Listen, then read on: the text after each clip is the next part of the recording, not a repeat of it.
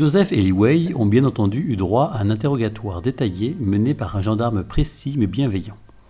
Il apparaissait assez clairement qu'il y avait, en toute probabilité, une relation entre le réacteur atomique, le métier de Marie, son enlèvement et la présence d'Ahmed. Joseph et Li Wei sortirent du commissariat avec beaucoup de questions en tête. « On pourrait enquêter sur l'enlèvement de Marie, dit Joseph à Li Wei. »« Comment ça, on ? Je ne te connais pas.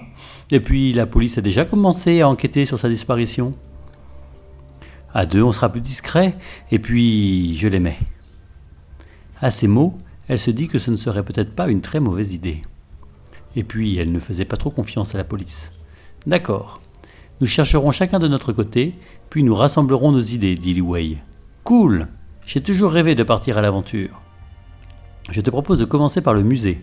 C'est là où Marie a été enlevée une journée plus tôt. Je pense savoir pourquoi elle a été enlevée, dit Joseph. Ah oui ? Oui, je pense que c'est parce qu'elle a retiré beaucoup d'argent en liquide. Donc, ils avaient besoin d'argent. Oui, mais ça peut être ils au singulier. La police était encore sur place, donc nous devions attendre. Quand la police fut sortie, nous sommes entrés dans le musée. Nous nous sommes séparés pour trouver des indices. Nous nous sommes retrouvés au bout d'une heure pour dire ce que nous avions vu. À ce moment-là, une troupe de personnes masquées et armées s'est dirigée vers le musée. Nous les avons suivis discrètement. Ils entrèrent dans le musée et se dirigeaient vers une salle fermée où il y avait écrit « Travaux ». En regardant par la serrure, nous avons vu qu'ils creusaient un tunnel. Dès qu'ils furent hors de vue, nous les avons suivis jusqu'à une grotte sombre.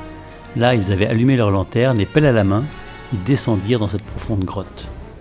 Nous en déduisîmes qu'ils allaient continuer à creuser ce profond trou. Nous sommes sortis sur la pointe des pieds pour ne pas attirer l'attention. Nous sommes allés au marché pour acheter des fruits et des légumes, et nous en profitâmes pour discuter de tout ce que nous avions vu et entendu aujourd'hui. Le lendemain, nous nous sommes retrouvés entre le musée et la centrale nucléaire pour essayer de deviner où allait le tunnel. Nous entendîmes des bruits de pelles en dessous de nos pieds. Nous nous rendîmes compte que les hommes avançaient du musée vers la centrale nucléaire, et là nous comprîmes qu'ils voulaient entrer par effraction dans la centrale. Cela avait peut-être un lien avec la disparition de Marie. Nous ne savions plus quoi faire. Alors nous avons pensé qu'en allant directement à la centrale, nous pourrions surprendre les malfaiteurs.